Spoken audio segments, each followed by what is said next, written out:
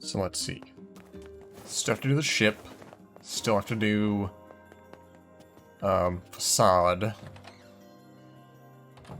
And still have to do... Learned anything new about the Shadow Lord's key, Popola? You know, I was just going to talk to you about that. Hmm. You remember the Eyrie, right?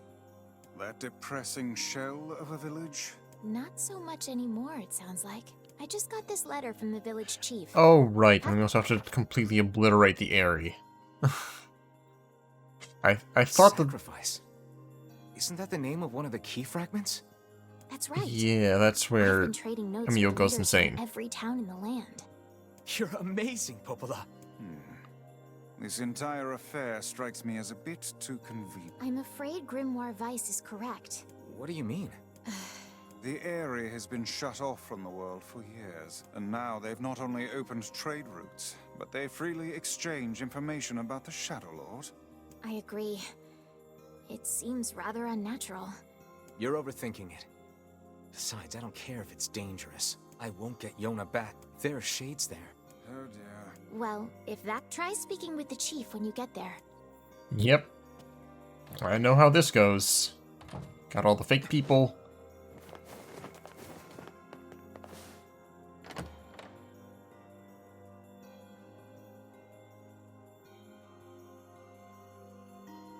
Which you can buy items from, somehow. Yeah. What a...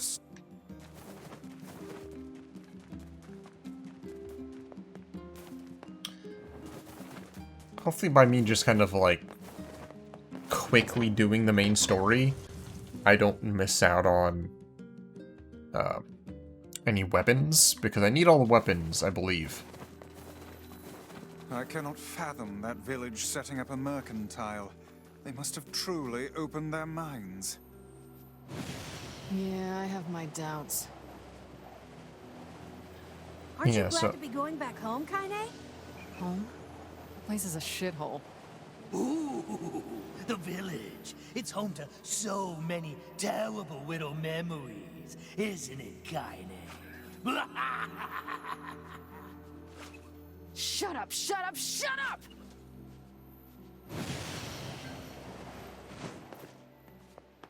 In we go.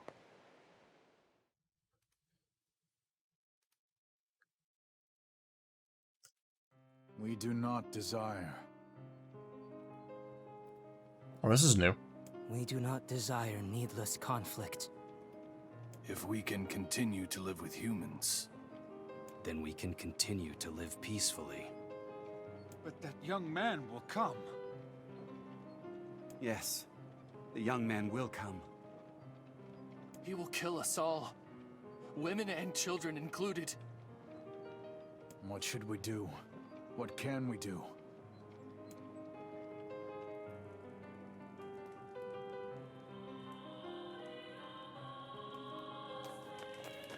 See, I always thought that this was Kaine's, like, grandma's house, but no, I guess she just put this here later? At some point?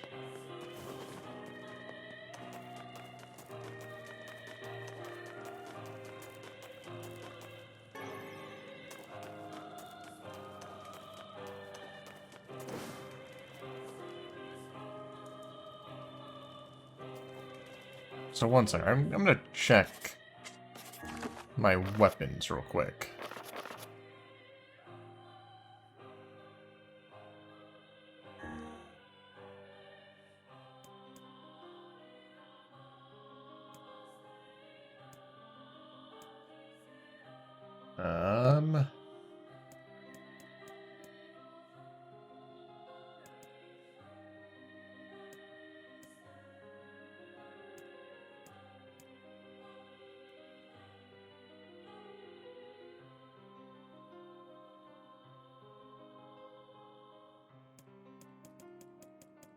Do I have that? Wait. Okay, so it shows me which ones I'm missing. I'm apparently only missing one spear.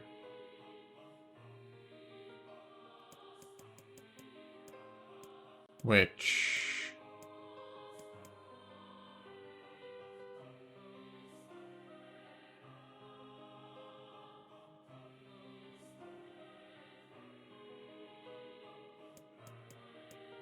Let me see.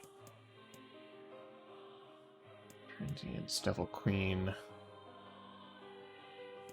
Beast Curse, Fear of the Usurper, Sunrise, Captain's Holy Spear, Phoenix Spear.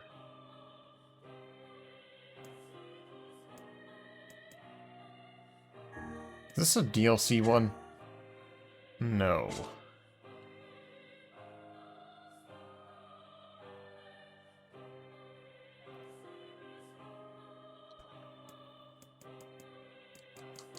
I think the only one I'm missing is called Labyrinth's Shout.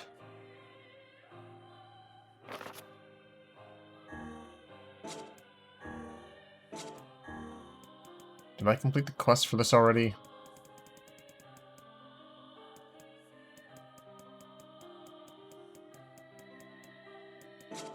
Uncompletable quests? No? Huh.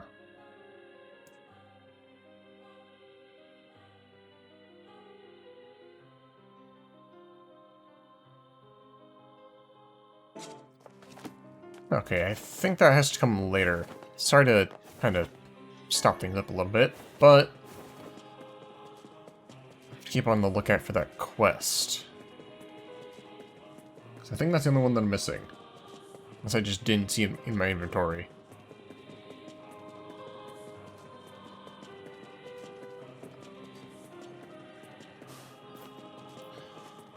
I gotta figure out how to get down there, which I think is this way. Down, down, and then up.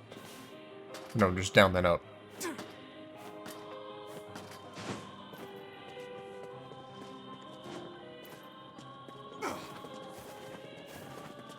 Say goodbye, everybody. Make sure. Actually, I could use some of these.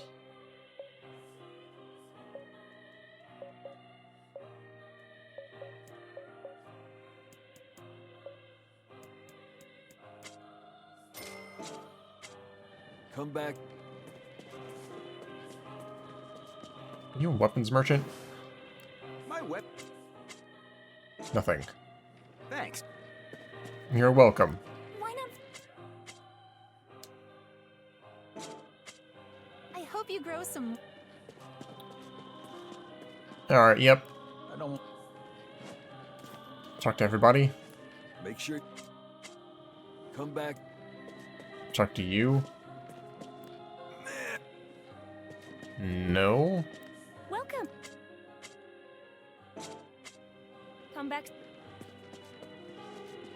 There's two people to talk to. I'm tired of holding up indoors. I don't know what the breeze feels like.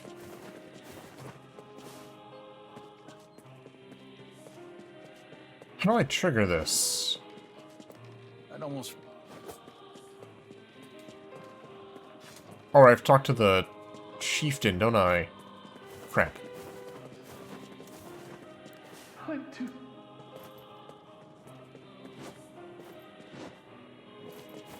Forgot about that step.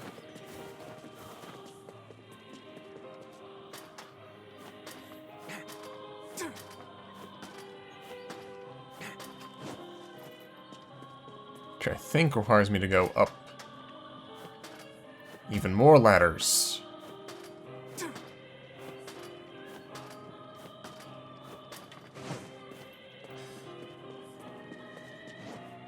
I wouldn't want to raise my kids here.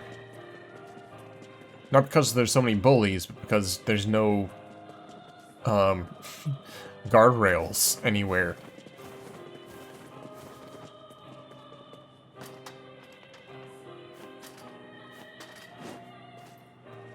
Hello. Hello? It's all over. We came to ask about the letter you sent. Our days are numbered. As cheerful as ever, it seemed. You're the one who wrote the letter, right? I don't know about any letter. What the hell is going on here? It may be faster for it. Let us ask around. Ask around. This... When I say ask around, do you mean ask the people at the shop, perhaps? I hope that's what you mean, because that's where I'm going. I'll ask around a little bit, just in case. See, like, why are the shades attacking? If they're just people. They're just people. Why would they be attacking us?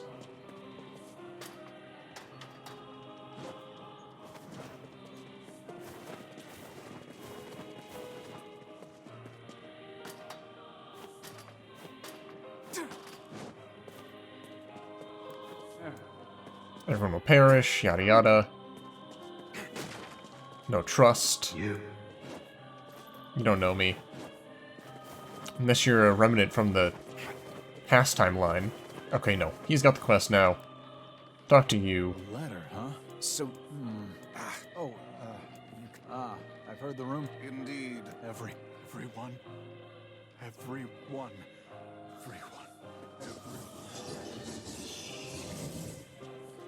Vice! Everyone. Beware, this man is a shade. Damn it! It's a trap! I figured. Twisted ring. You guys sure are taking your goddamn time. 1,000 apologies. We were distracted by the local welcoming party. I'm just gonna kill everybody, I don't care. Want some help? A carnival of murder? I love it. Yeah. Now. Kaine, the villagers are possessed! But not all of them. Some are still human, so be careful. They're in my way, I'm killing them.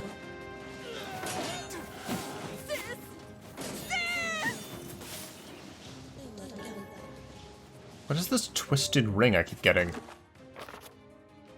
It's new.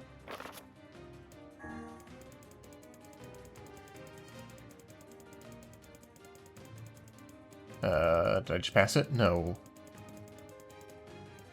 Twisted ring. A ring dropped by a shade. And that's it. Alright, cool. Oh, crap. No! I'm all the way back here. Put down that weapon, please! I beg of you!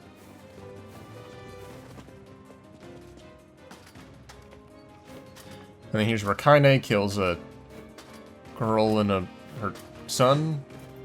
Brother?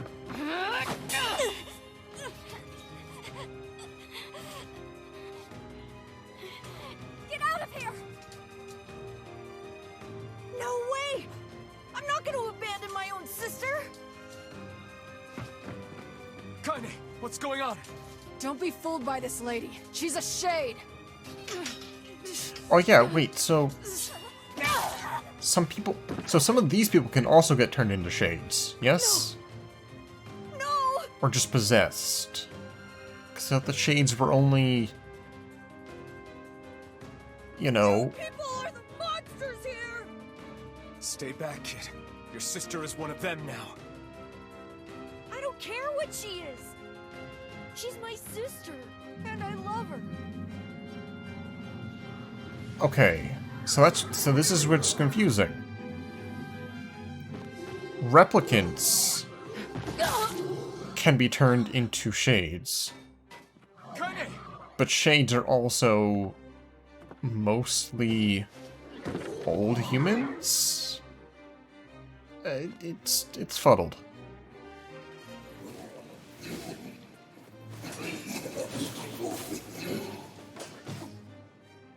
Stop it! Don't hurt my sister!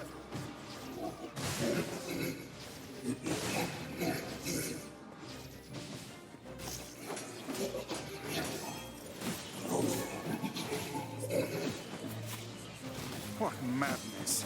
These people are behaving as if we are the villains. We're the protagonists of the story. Kaine!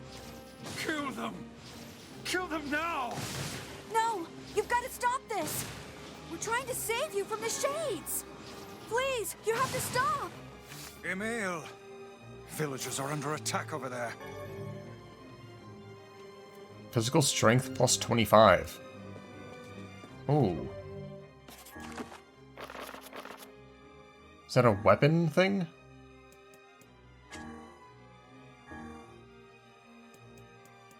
Hold up.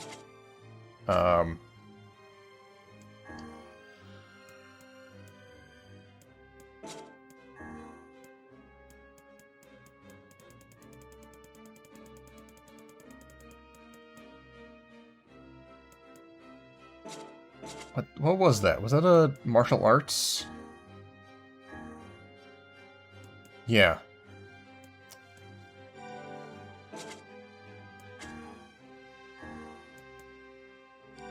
Bizol. If I got anything better than that? Nope.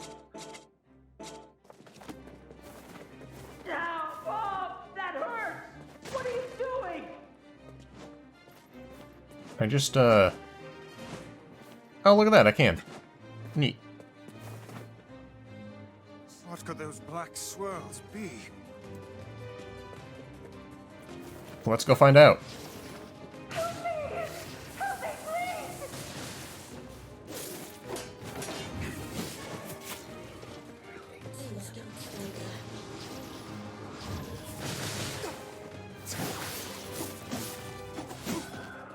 Oh, it's dead.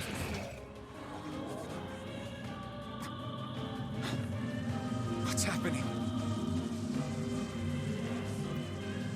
It's gonna be hard to make thumbnails for all these, because it's all the same gameplay.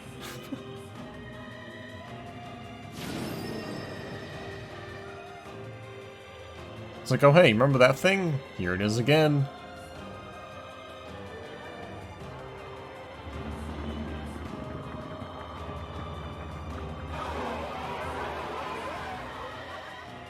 I don't think I did custom thumbnails for Automata. Is this beast a shade as well? That thing sucked up the villagers. No! If we keep this up, we're gonna kill them all! We can't let that happen!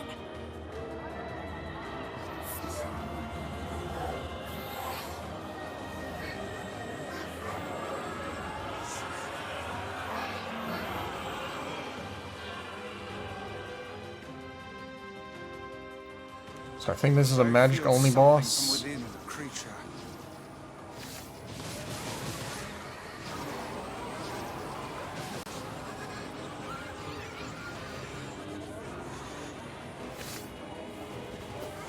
Is this the combined power of all those shades? It will take more than a barrage of magic to stop us. The first to waver is the first to die.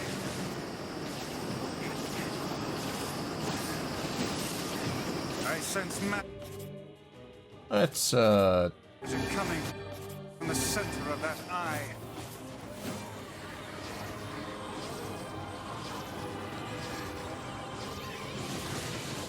Oh, I can't do any damage to it? Wait! I think those are actual people! Hold nothing back. Those are shades.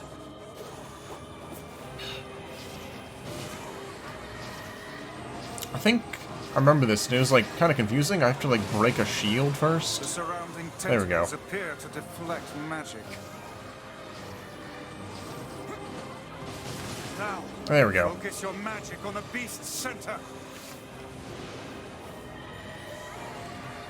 Or has to be like very specific.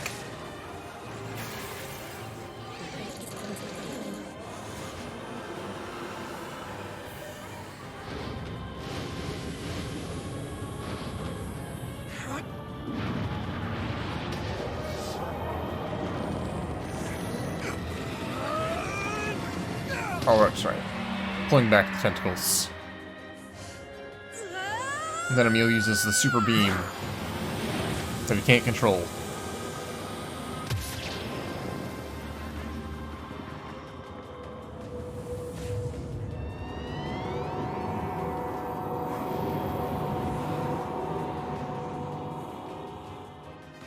Look out! Something's coming!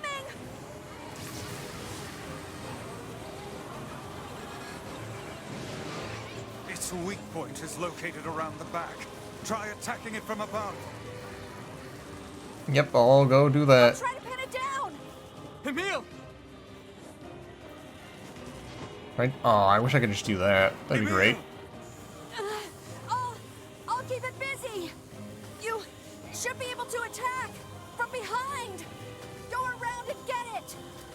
Please, hurry!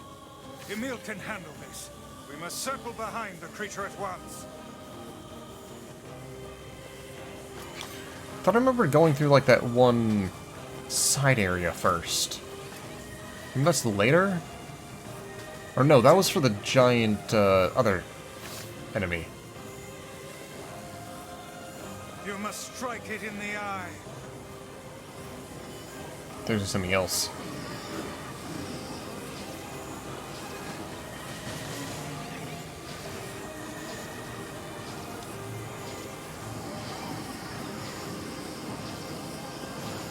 Hey! Oh. Are you there yet? Almost. Did we get it? It is escaping to the inner level. I'm coming. Gotta catch my breath. You're a skeleton. Careful, Emil. Won't help anyone if we lose you here. Oh, look at the butterflies. Damn it! You beat the hell out of that thing. How can it still move? Its combined powers are beyond even my greatest suspicion.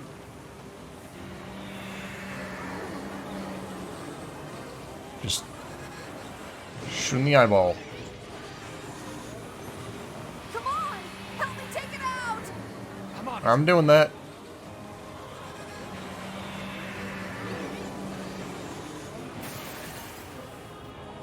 Thanks for carrying all the weight, Vice.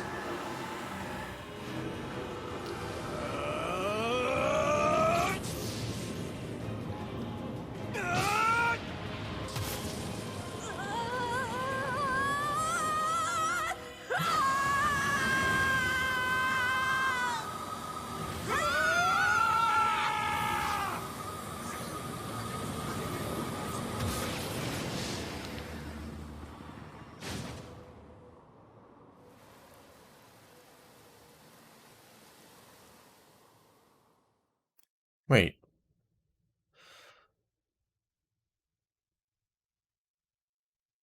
Death of Red Eye confirmed.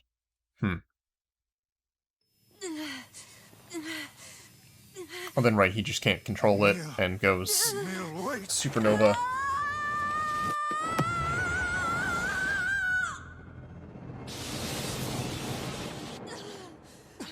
Emil! He's gone. His instincts have taken hold.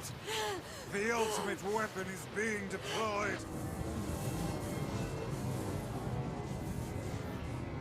Ah, fuck. This ain't good, sunshine.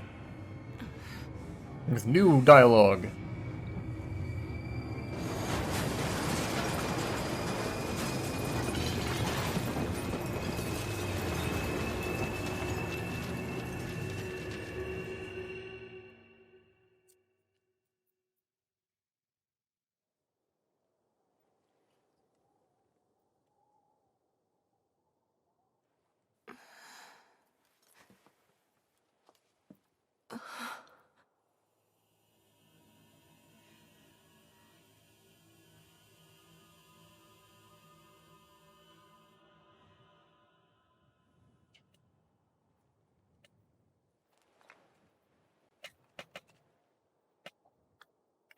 That is pretty spooky.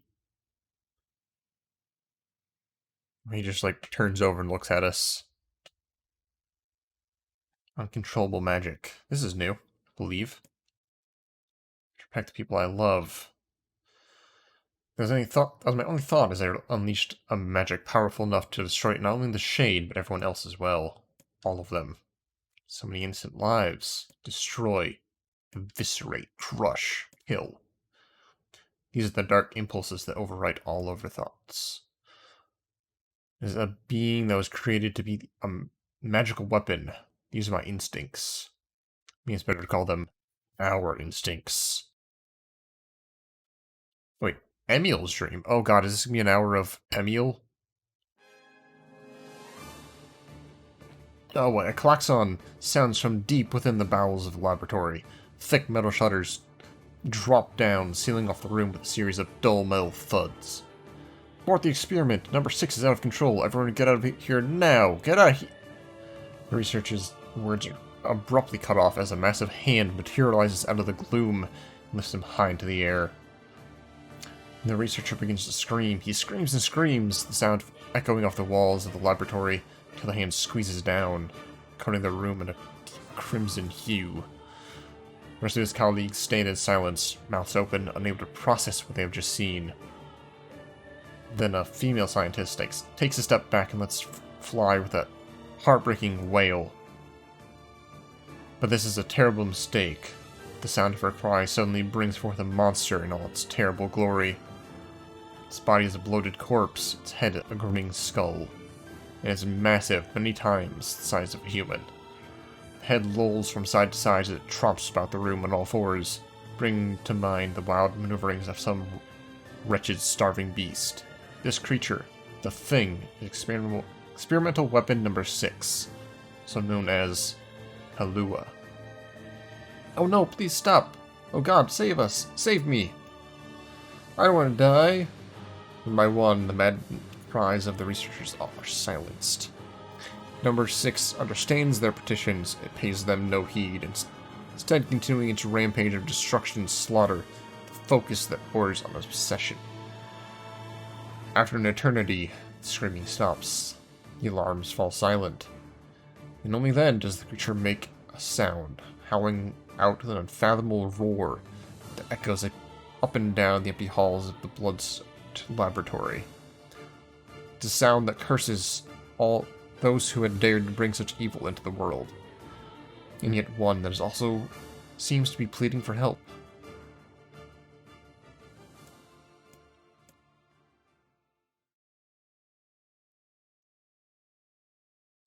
Two sets of footsteps echo in an otherwise silent corridor on the first level of the laboratory. One set belongs to a young boy, his eyes blindfolded and his hands restrained. The other belongs to a severe man in a white coat. Sever? I don't know how... Severe? I'm not sure about that word. The man drags the boy along by means of a long chain attached to the shed of shackles on his wrist. Rubble is scattered here and there across the floor of the corridor, making the journey an exceedingly difficult one for a boy who cannot see. Excuse me. Could you walk a bit slower, sir? I'm not used to being blindfolded and... Rather than stopping, the man only increases his pace, causing the boy to stumble in an attempt to keep up. This last humiliation proves too much. The boy finds himself unable to arrest his fall. Without the ability to brace himself, he topples to the floor, smashing his head on a pile of debris and causing a trickle of blood to worm its way down his pale, frightened face. Agonized by the pain, the boy inadvertently opens his eyes, causing the falling drops of blood to emit a strange crackling sound, or transforming into tiny white rocks. Close your eyes, roars the man. Yes, sir, stammers the boy as he slams his lids shut.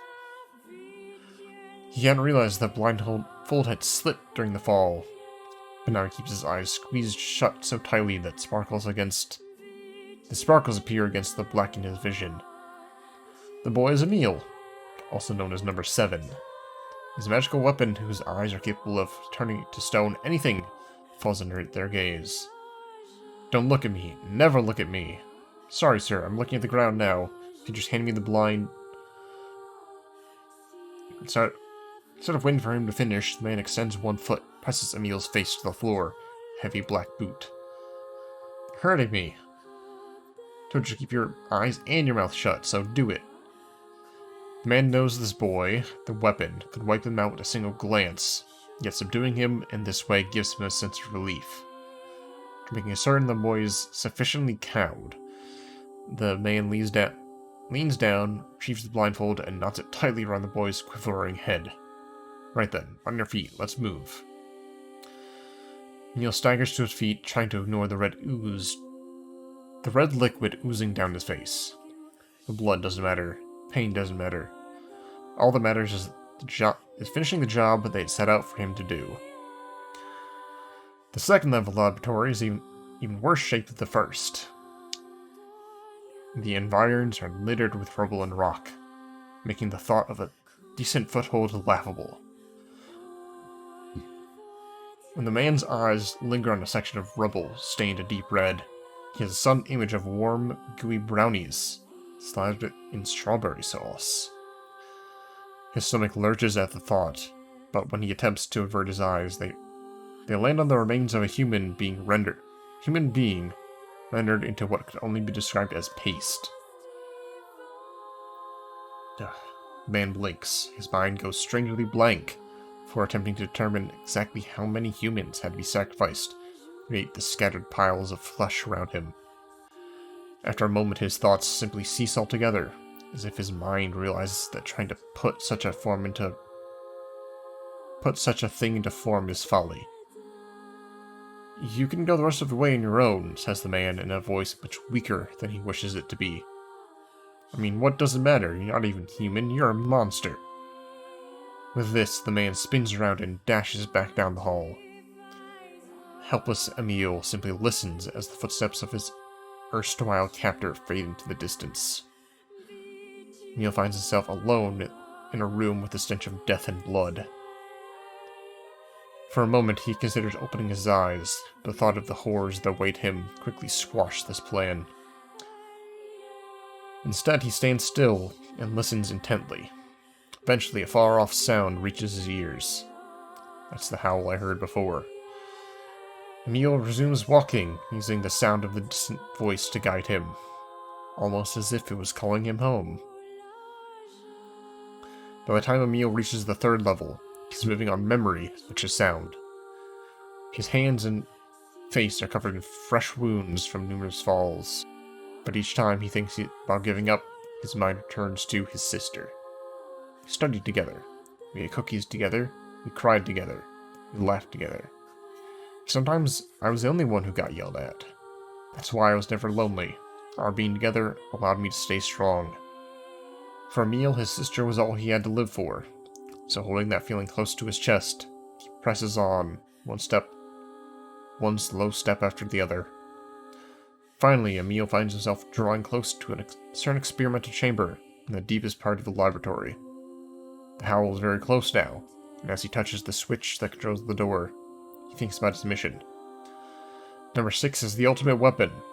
She is his sister, and he must turn her to stone.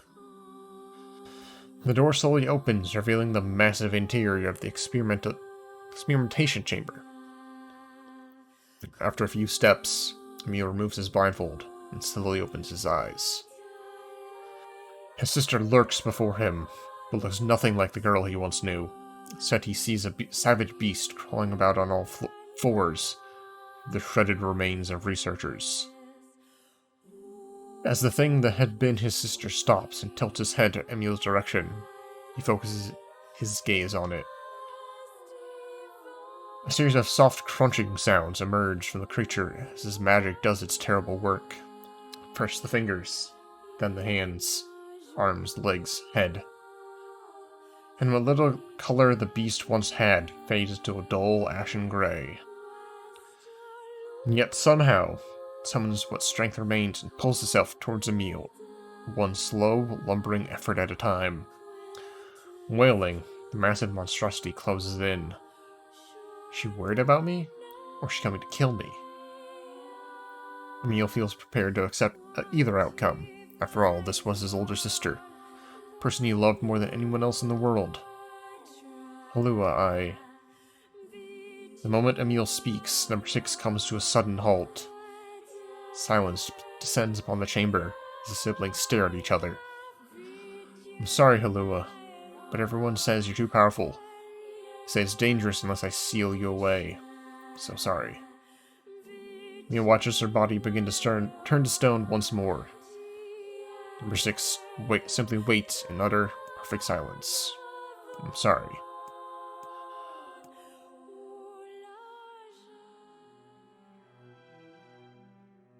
The moment number 6's petrification is complete, memories flood into Emil's mind.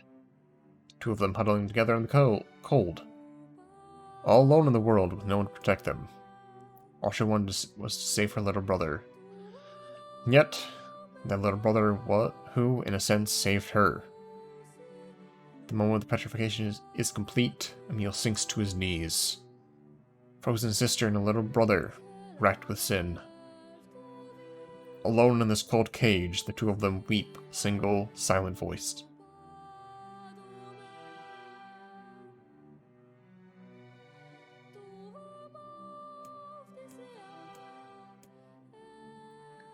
It was our combined power that destroyed the Eyrie. Whole existences, entire lives, even the memories. We took it all. We took everything. My sweet, gentle sister turned into a monster. Same thing will happen to me now that I have her power. My instincts as a weapon win out and destroy me in the process. That power ends up hurting someone I love. I